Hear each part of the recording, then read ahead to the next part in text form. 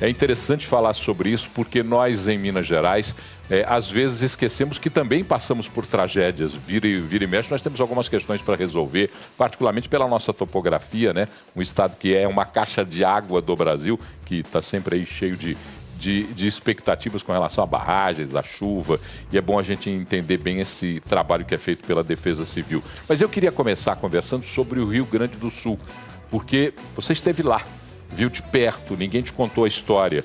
Então eu queria um resumo rápido do que foi encontrado quando você chegou no Rio Grande do Sul para esse trabalho que a Defesa Civil, que o governo de Minas prestou em ajuda aos nossos irmãos do Rio Grande do Sul.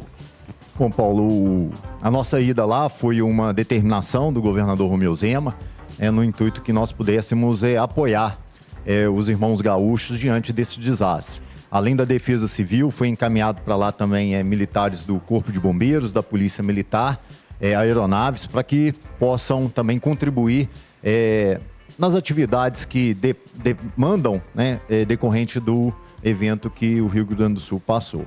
Bom, realmente é impactante. É diferente do que assistir as imagens da televisão. Estar no cenário real do evento, ele é impactante. Nós tivemos a oportunidade de verificar cidades onde o nível da água já tinha retornado para o seu nível normal. Então nós vimos o rastro de destruição deixado, pelas águas, e tivemos a oportunidade também de estar em cidades como Canoas, por exemplo, que ainda estavam acometidas pelo avanço das águas, E é uma situação realmente que é impactante porque as pessoas são demasiadamente afetadas, Elas têm que sair de casa, muitas daquelas famílias perderam todos os seus bens, alguns perderam familiares. Nós temos muitas pessoas desaparecidas, As equipes tiveram um trabalho hercúleo para poder fazer resgate, socorro das vítimas e, logicamente, diante daquele cenário, diante da quantidade de pessoas afetadas, é necessário uma gestão por parte daquele estado para que as pessoas possam ser acomodadas em abrigo, para que as doações cheguem até as pessoas e, logicamente, o Brasil, de certa forma, se uniu, enviando apoio, enviando reforço, para que nós pudéssemos estar tentando fazer com que aquelas pessoas tenham de volta a sua dignidade, Lógico que isso vai levar um tempo, mas essa primeira resposta está sendo dada. Coronel, boa noite. Agora posso falar boa noite. E, em primeiro lugar, uma honra tê-lo aqui com a gente. Obrigado pela presença. Ontem não, acho que foi segunda-feira, o doutor Carlos Eduardo, promotor de Justiça do Ministério Público, esteve aqui com a gente e nos anunciou que o Ministério Público, em parceria com a Defesa Civil, estava destinando algo como 12,5 milhões de reais para um centro de monitoramento de desastres, para ser operado junto com a Defesa Civil. Eu gostaria de entender a importância desse centro e se uma Defesa Civil realmente atenta, atuante, ela, nesses casos, nessas tragédias, ela pode evitar efetivamente mortes e talvez até danos materiais mais severos ainda do que a gente está tendo, infelizmente, vendo no Rio Grande do Sul. Bom, Ricardo, o Ministério Público, e principalmente na pessoa aí do Dr. Carlos Eduardo, tem sido um grande parceiro, não só da Defesa Civil, mas também de outras, das Forças de Segurança do Estado de Minas Gerais. O projeto que ele mencionou é um centro de monitoramento que está sendo desenvolvido, nós estamos fazendo os ajustes finais para ser implementado, tá?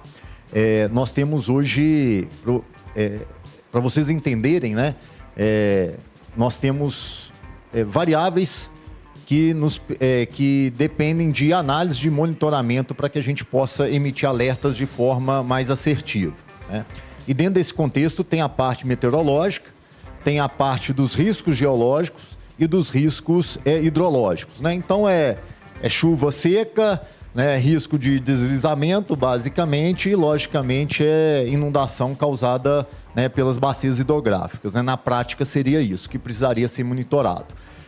O que esse centro ele vai construir, na verdade, ou ele vai trazer, é justamente a centralização de todas essas informações de monitoramento.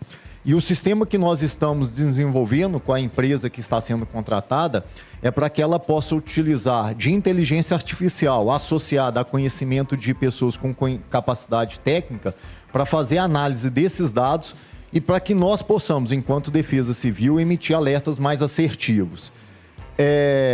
Nós temos condições, sim, de prevenir mortes, de prevenir maiores danos, né, seja humanos ou seja materiais? Em parte, sim, com esses alertas. Mas existe, o alerta ele é destinado para o usuário, ou seja, para a sociedade. Então, tem a parcela de responsabilidade também da sociedade, né, do usuário, em receber esse alerta e adotar as medidas de autoproteção recomendadas pela Defesa Civil diante do alerta que está sendo emitido. Então, é uma ação conjunta, né, tanto de Estado quanto da sociedade. Bom, mas me chama a atenção na sua fala a responsabilidade da sociedade, do cidadão. Nós somos treinados para viver em situações de risco. O brasileiro tem essa percepção de que algo pode acontecer e que eu posso evitar, ou nós somos muito impactados por aquela velha e boa frase, Deus é brasileiro? Como é que é essa história, coronel? Paulo, eu acredito que o Brasil ele não é aculturado, socializado com a cultura do risco, que é justamente o que você está mencionando, Paulo. E dentro dessa situação, um dos projetos que a Defesa Civil está colocando em prática, esse ano, e nós vamos desenvolver um projeto piloto dentro da Escola da Defesa Civil, de levar esse conhecimento, essa cultura do risco para as escolas. Nós desenvolvemos um projeto em parceria com o Conselho Regional de Psicologia. Nós temos 2 pedagogas na escola e mais com representantes do Unicef. Construímos uma metodologia, uma didática para levar esse conhecimento para as escolas. A ideia é que esse ano nós façamos, né, em algumas escolas como um projeto piloto, a fim de verificar se o projeto ele tem necessidade de sofrer adequações, para que no próximo ano nós possamos sim implementar e ampliar esse projeto nas escolas. É um projeto a médio e longo prazo, mas eu gosto de compará-lo com o cinto de segurança. Antigamente ninguém utilizava, houve todo um processo, né, de socialização, de aculturação, de sensibilização das pessoas, né, e que levou hoje a grande maioria da população instintivamente usa o cinto de segurança como uma medida autoprotetiva. O que nós esperamos é que no futuro, né, a médio e longo prazo, nós tenhamos uma sociedade sensibilizada para a cultura do risco. Ricardo, antes de você fazer a pergunta, só porque o coronel falou uma coisa no meio da fala, a Defesa Civil tem uma escola que prepara essa cultura de Defesa Civil, é isso? Na verdade, nós temos dentro da nossa estrutura, Sim. o que a gente chama, nós temos profissionais que estão trabalhando na parte da educação. Sim. Além desse projeto, nós ministramos também cursos, seminários. Nós temos um curso em parceria com a Universidade do Estado de Minas Gerais, que é um curso de extensão, de formação de coordenadores municipais de defesa civil. Nós estamos na 2ª turma, né? É um projeto inovador também deste governo, e nós estamos também com uma pós-graduação em parceria com a Universidade Federal de Juiz de Fora. Tudo isso visando capacitar as pessoas, né? Levar conhecimento, tanto aos profissionais quanto à sociedade, nessa temática de defesa civil. Eu assisti agora à tarde uma entrevista do nosso vice-governador, do professor Matheus, e me chamou a atenção alguns detalhes que ele passou em relação a essa força-tarefa, se é que a gente pode chamar assim, que foi enviada do governo de Minas para o Sul. E um detalhe me chamou mais a atenção do que o normal, coronel. Ele, além dos técnicos da Copasa, dos técnicos da CEMIG, do pessoal da área de saúde também, me chamou a atenção o que ele explicou a respeito das forças de segurança dos militares, porque como as áreas estão alagadas, e ele falou assim, segurança pública em uma área alagada, sem luz, é uma situação completamente diferente do que uma segurança urbana tradicional. Como preparar? Porque eu imagino que não há um preparo prévio para esse tipo de coisa. A capacitação das nossas forças, ela é adaptável? Eu quero perguntar o seguinte, estão prontas para esse tipo de adversidades não previstas ou isso é fruto também de algum tipo de treinamento? Então, é fruto de treinamento, né? As forças policiais de Minas Gerais estão preparadas, sim. Isso é muito característico dentro do portfólio de serviço da instituição. Nós temos patrulhamento, por exemplo, embarcado, que é feito principalmente pela Polícia do Meio Ambiente, que pertence à Polícia Militar. Então, numa ação hoje conjunta, né, o comando da instituição enviou militares, né, do Policiamento do Meio Ambiente, que já tem essa expertise, essa experiência para atuar, né, em situações de áreas alagadas, né, em trechos de rios também, com com uma tropa também do batalhão de choque, acostumada, né, a lidar também com essas ocorrências, né, que envolvem um número maior de pessoas. Isso se deve justamente, e nós vimos isso pela televisão, né, pessoas fazendo saque em lojas, se aproveitando, né, dessa tragédia para cometimento de crime. Então, o Estado de Minas Gerais enviou, sim, essas forças, as forças estão atuando lá. Nós temos policiais militares atuando no Rio Grande do Sul neste momento e também com apoio aéreo, uma aeronave da Polícia Militar.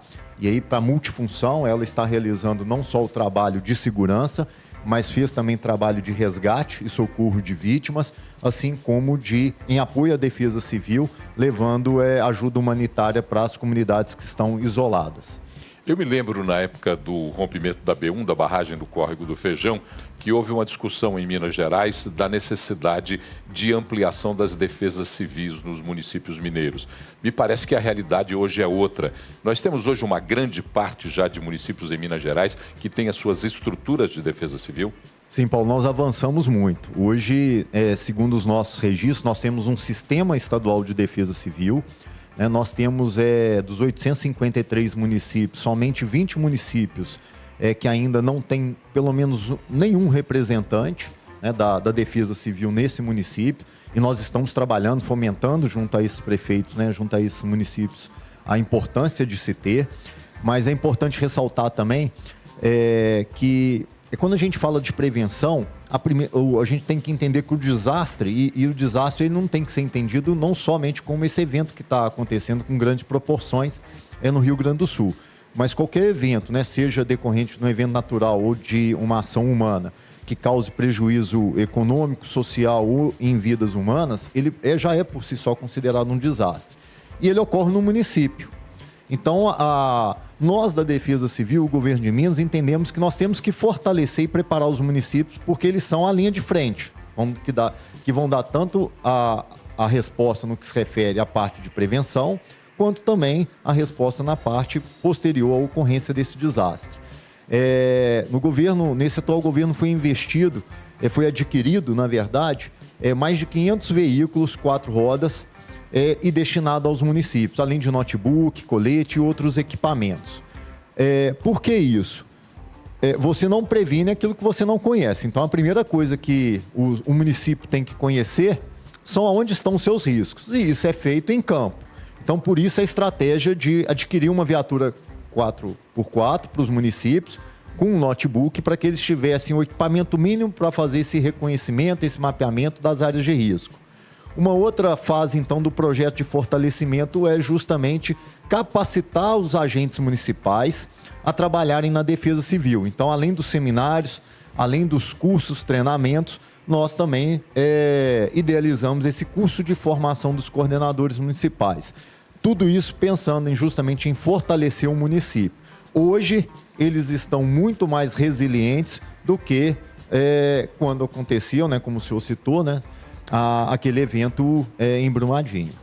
Pegando o gancho justamente nesse evento, quando aquela tragédia ocorreu, a gente teve a presença de uma equipe de Israel que veio para cá, uma equipe que presta socorro imediato em diversos países pelo mundo que são vitimados por tragédias. Aquela equipe que esteve aqui, ela estava preparada para aquele evento. Esses eventos recentes que infelizmente a gente teve aqui em Minas Gerais, Brumadinho, Mariana, são eventos muito diferentes, né? Desde o Rio Grande do Sul, que a gente teve rompimentos de barragem, a gente tinha um cenário de lamaçal, lá a gente tem inundações.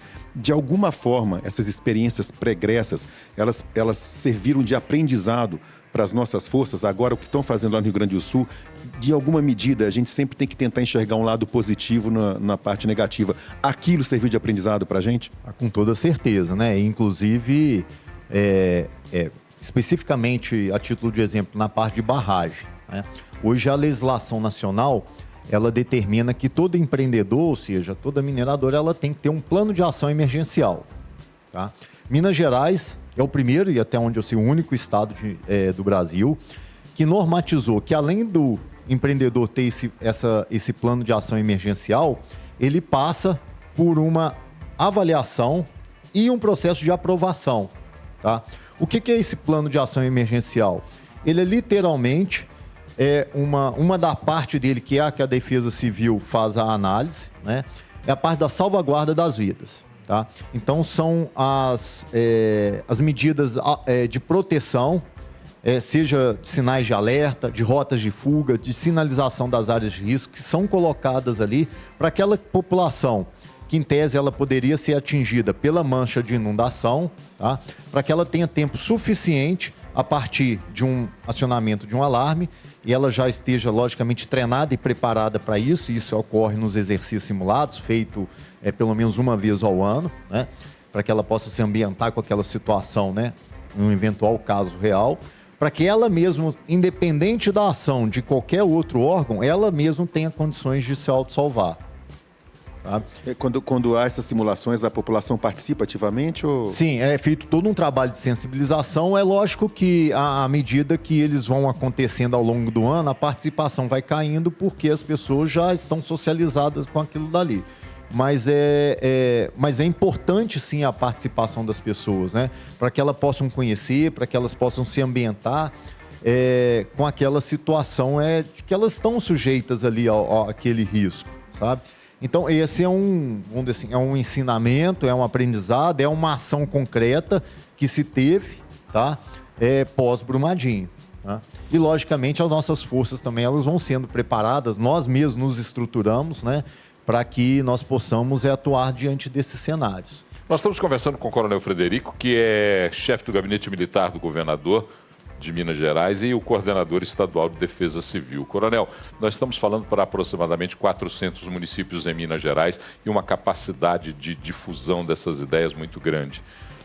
Um prefeito, por exemplo, que esteja nos acompanhando agora e que queira ser proativo, queira aumentar a participação da atuação da Defesa Civil no seu município, como é que ele tem que fazer? Bom, hoje a Defesa Civil, ela até para a gente ter maior capilaridade, porque o Brasil é uma representação, né, do próprio... O Estado de Minas Gerais é uma representação do próprio Brasil, né? Então, atender 853 municípios é extremamente complicado. Mas para que nós possamos ter essa capilaridade, nós nos estruturamos dividindo em regiões. Então, hoje nós temos representantes da Defesa Civil em 18 regiões do Estado de Minas Gerais. Esse é o primeiro elo de contato que o prefeito tem que ter. Eu te asseguro, Paulo, que todos os municípios já foram visitados pelos nossos agentes regionais. Tá? 853 municípios de Minas já tiveram contato com a Defesa Civil estadual. Já tiveram contato com o prefeito, tá? Ao mínimo uma vez. Perfeito. Tá? E, logicamente, aqui em Belo Horizonte também nós estamos à disposição para apoiar, para conhecer a estrutura da Defesa Civil Municipal, para que nós possamos orientar como o prefeito pode melhorar, pode agregar outros sistemas, outros valores, para que ele possa se tornar cada vez mais um município resiliente. E Paulo, me permita, inclusive, claro, já que nós estamos falando para mais de 400 municípios, né? Um outro projeto que nós estamos desenvolvendo também é a criação do que nós vamos chamar de município resiliente. Nós estamos criando critérios para dar uma nota para o município, de tal forma que ele tenha condições de entender quais são os pontos onde ele é forte, no que se refere à resiliência dele, entenda a resiliência como a capacidade de absorver, né, esses eventos, esses desastres, e naqueles pontos que eles são mais fracos. Tá? A média vai entregar para ele essa pontuação. E ele, a partir dali também, ele vai ter um norte, um parâmetro de onde ele precisa melhorar, de quais são os pontos que ele já tem, que está fortalecido dentro da estrutura de defesa civil. Mas é um outro projeto que nós estamos avançando aí, que nós estamos desenhando para entregar para os municípios. Coronel, uma curiosidade minha e que eu acho que é compartilhada pelos nossos teleweb amigos ouvintes. Quando a gente fala em defesa civil, há uma defesa civil municipal, uma estadual, uma no âmbito federal, ou é uma só? A quem essa defesa civil está subordinada? Nós falamos que a defesa civil é um sistema, tá? E dentro desse sistema não existe uma hierarquia. Nós temos uma estrutura a nível federal, a nível de União, que é a Defesa Civil Nacional. Está subordinada a qual ministério? Ao Ministério da Integração Regional. Uhum. E nós temos, então, cada estado tem a sua Coordenadoria Estadual de Defesa Civil e os municípios têm as suas coordenadorias municipais, né, com as suas estruturas. A relação entre esses órgãos é de apoio e não de subordinação. E dentro dos sistemas da Defesa Civil Estadual e da Municipal, nós temos os órgãos que compõem e que apoiam a Defesa Civil. Hoje eu poderia citar a Polícia Militar, o Corpo de Bombeiro, com órgãos estaduais e todas as outras secretarias de Estado, a Secretaria de Infraestrutura, todas elas apoiam a Defesa Civil. No âmbito municipal, da mesma forma, a Secretaria, né, de Infraestrutura do município, a Guarda Municipal do município, a Secretaria de Saúde. Então nós falamos assim, essa é a estrutura da Defesa Civil, mas não existe uma hierarquia entre elas. A relação é de apoio. Por isso que o lema da Defesa Civil é Defesa Civil somos todos nós. Perfeito, mas nesse caso, então, especificamente sobre, por exemplo, dotação orçamentária. O município, ele fornece os recursos para a sua Defesa Civil, o Estado para a sua e a União cuida de todos? É mais ou menos assim? Existe sim a possibilidade de transferências de recurso, né? Para você ter uma ideia, Ricardo, quando um município que hoje ele é atingido por uma chuva e que dele resultou tanto danos humanos quanto materiais, né? Nós temos hoje um sistema que ele é nacional, chamado S2ID, que é um sistema informatizado para desastres. Ali nós podemos entrar e solicitar recurso para ajuda humanitária. O que é ajuda humanitária? É distribuição de cesta básica, colchão, kit dormitório, kit limpeza, kit de higiene pessoal. Então, esses são o que a gente chama de uma ajuda humanitária mais emergencial. É para atender a necessidade da pessoa, que às vezes teve a casa inundada e que perdeu alguns pertences ali. Ela precisa de itens básicos para ela sobreviver. Tá? Então, isso é ajuda humanitária.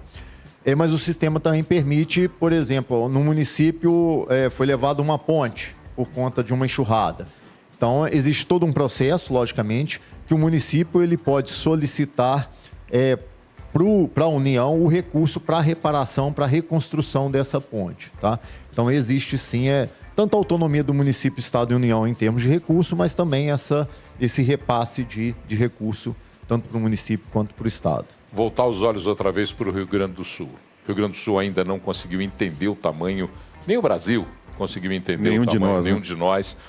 Me chama a atenção a fala do professor Matheus, do vice-governador do Estado aqui, quando entrevistado por nós, que disse que nenhum ente, gestor público, estaria preparado para uma tragédia como essa que se abateu sobre o Rio Grande do Sul.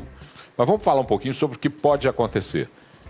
Embora as águas do Guaíba ainda não abaixem numa quantidade suficiente, e já existem municípios que, como você mesmo disse, já aparecem hoje fora desse perímetro de inundações. Mas qual vai ser a realidade encontrada? E como estruturar-se para criar um plano para tentar, porque eu acho que não vai ser fácil trazer de volta uma vida normal, mas tentar recuperar e resgatar a vida das pessoas no Rio Grande do Sul? Olha, existem dados hoje, não oficiais, mas que pressupõem que nós temos mais de 3 milhões de pessoas convivendo em áreas de risco. Né? É preciso entender como é que nós chegamos até aqui. Parte disso vem da ocupação do solo. Associada a isso, nós temos também a questão da mudança climática. Nós temos um evento similar a esse aconteceu em 1941 no Rio Grande do Sul. Talvez lá a gente não falava ainda de mudança climática. Mas a pergunta que fica historicamente, qual que vai ser a recorrência desses eventos severos ao longo dos próximos anos? Nós temos um período de 70 anos de um evento para o outro, né? Ele é bem espaçado. Agora, lembrando que no ano passado, o Rio Grande do Sul enfrentou 3 grandes enchentes, né? Não nessas proporções, mas foram também significativas, deixando, salvo engano, 75 mortes, né, decorrentes desses 3 eventos. Em 2021 a Bahia também foi severamente atingida. Né, nós tivemos também recentemente o litoral de São Paulo, né, também afetado. Petrópolis no Rio de Janeiro, Belo Horizonte também teve um grave acidente, uma grave ocorrência de chuvas que matou pessoas, deixou gente fora de casa, foi bastante significativo. Exatamente. Então, eu entendo que, como nós estamos num cenário, e o professor Matheus foi muito feliz ao falar que de fato, né, naquelas proporções, nenhum Estado, nenhum ente federado teria condições de dar uma resposta efetiva. Eu entendo que a gente tem que passar a entender o que nos levou a estar nessa situação. E tentar fazer com que essa situação de hoje ela não se agrave. Talvez os municípios eles tenham que hoje adotar critérios mais rigorosos, né, para ocupar o solo, principalmente em áreas que estão dentro de uma mancha de inundação, né, de uma cota de inundação de um rio, evitando essas áreas, né? Sensibilizar as pessoas também porque é uma realidade, né? Nós comentávamos antes, né, se eu tivesse efetivamente um alerta no Rio Grande do Sul e 100% das pessoas que hoje foram afetadas tivessem adotado uma ação preventiva, para onde que elas iriam? Talvez você tivesse um desastre de outras proporções, né? É cruel dizer assim, mas é isso mesmo. Exatamente. A gente tem que olhar... eu fico vendo, né, às vezes nas redes sociais, muita gente criticando o Estado, né, as pessoas que estão, na verdade, na condução, mas eu estive lá e nós estamos, pela experiência profissional, né, de certa forma, acostumados a lidar com eventos, com situações de desastres. E realmente é muito complicado. Você fazer uma gestão de um evento que... e nós conversávamos também, quando você compara, por exemplo, com o Brumadinho, eu estou comparando, logicamente, tecnicamente falando, em termos de gestão de eventos, né? Não estou falando em dimensão logicamente, de desastres, não. Mas você tem, em Brumadinho, uma mancha de inundação que ela seguiu, né, um caminho, e eu tenho ali um espaço, então, delimitado para fazer a gestão, né, daquelas pessoas que foram afetadas. No Rio Grande do Sul, eu tenho vários pontos que foram afetados, né, inclusive cidades ilhadas. Mesmo, às vezes, a cidade que não está ilhada pela água, os acessos não estão terrestres, eles não estão mais em condições. Até a realidade que nós vimos lá, estão chegando muitas doações, né, mas não, o Estado ele não tem, né, a mesma capacidade de distribuição. E não é por ausência ou ineficácia do Estado, né? Pelas próprias condições. Exatamente, pelas próprias condições. Se você observar, queda de barreiras, pontes, rodovias que foram totalmente destruídas. A infraestrutura logística foi para o chão. Você não pode cobrar um mínimo de normalidade numa situação Paulo, como essa. acho que dá tempo de fazer mais uma pergunta. A última bem pergunta para a gente Coronel, aproveitar bem o tempo. Desculpas, porque eu quero fazer uma pergunta de cunho pessoal, espero não estar sendo invasivo. Eu percebi que o senhor usa aliança, eu imagino que o senhor seja casado, eu não sei se o senhor tem filhos.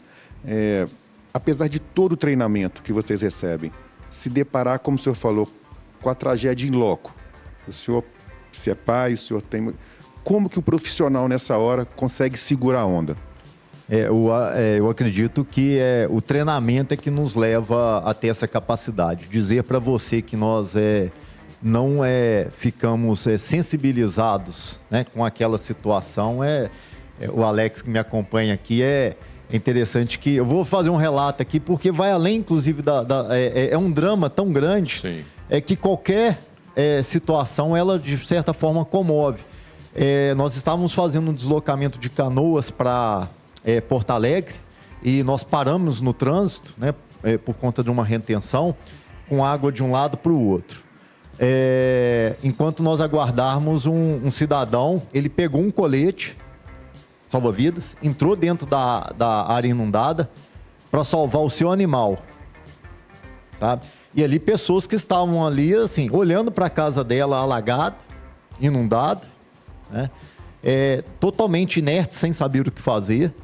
Ao mesmo tempo, nós víamos animais abandonados ali, porque simplesmente tiveram a capacidade de ser resgatados, mas não tem para onde levar.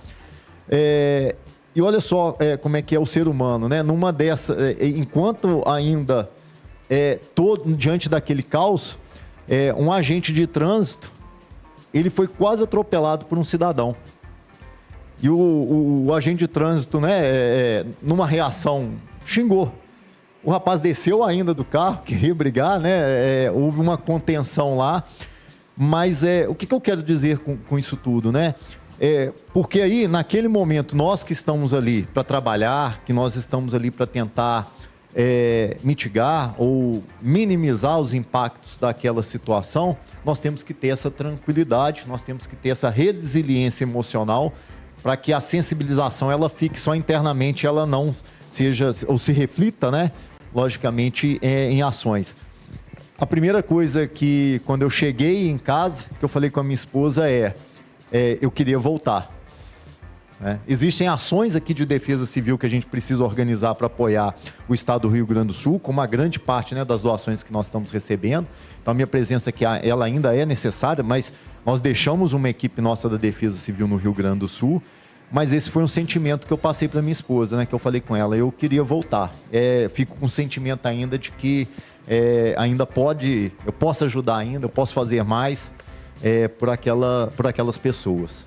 Coronel Frederico, chefe do Gabinete Militar do Governador, coordenador estadual da Defesa Civil em Minas Gerais, muito obrigado por sua presença aqui, muito obrigado mesmo e volte sempre para a gente falar sobre esse tema, que eu acho um tema extremamente importante e, como você mesmo disse, nós ainda não temos uma sensibilização completa por parte da sociedade da importância que é a defesa civil e a prevenção de cada um. Muito obrigado. Paulo, obrigado, e o trabalho de sensibilização pode começar aqui, né? Toda vez que você me convidar, eu vou estar aqui para falar sobre defesa civil, sobre pautas para que a gente possa sensibilizar a nossa sociedade mineira sobre essa temática tão importante. Obrigado mais uma vez, obrigado, Ricardo. Obrigado, eu.